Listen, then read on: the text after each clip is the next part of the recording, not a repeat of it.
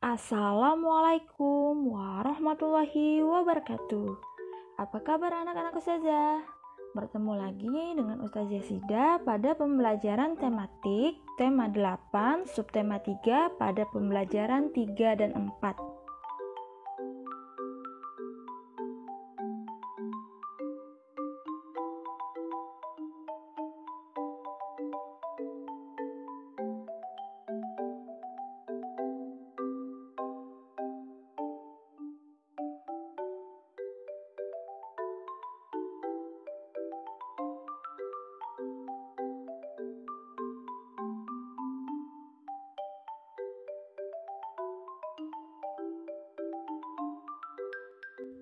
Kegiatan ekonomi erat kaitannya dengan mata pencarian seseorang.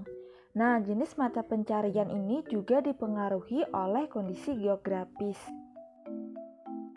Kondisi geografis di Indonesia sangatlah beragam.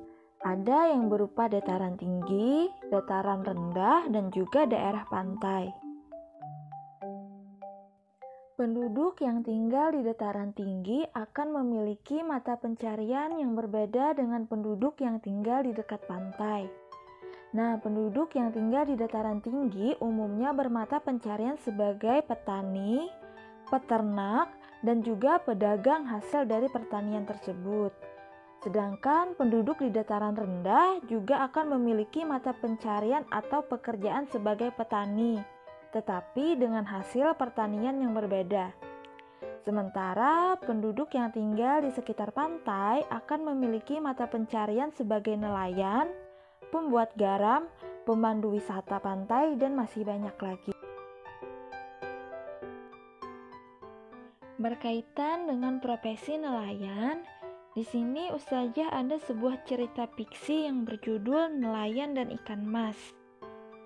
Untuk mengetahui isi cerita Nelayan dan Ikan Mas, anak-anak Ustazah bisa membacanya pada buku tema halaman 141 sampai dengan 143.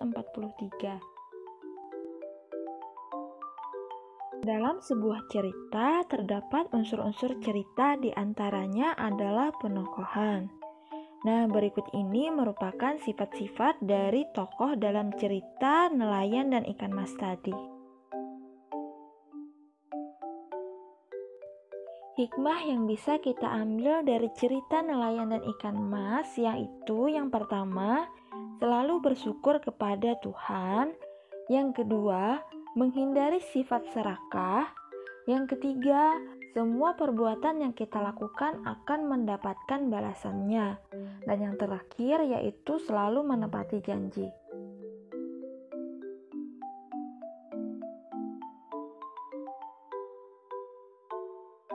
Anak-anak Ustazah, peran tokoh dalam cerita juga menggambarkan peran manusia dalam kehidupan nyata. Oleh sebab itu, biasanya dalam suatu pertunjukan, kegiatan bermain peran berdasarkan cerita fiksi menjadi suatu hal yang menarik.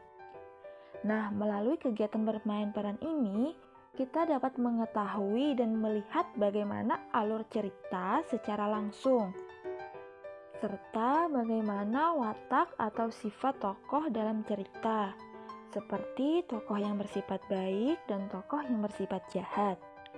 Berkaitan dengan sikap seseorang, Allah Subhanahu wa Ta'ala juga menegaskan dalam Al-Quran surah Al-Isra ayat 7, yang artinya, jika kamu berbuat baik, itu berarti kamu berbuat baik untuk diri kamu sendiri.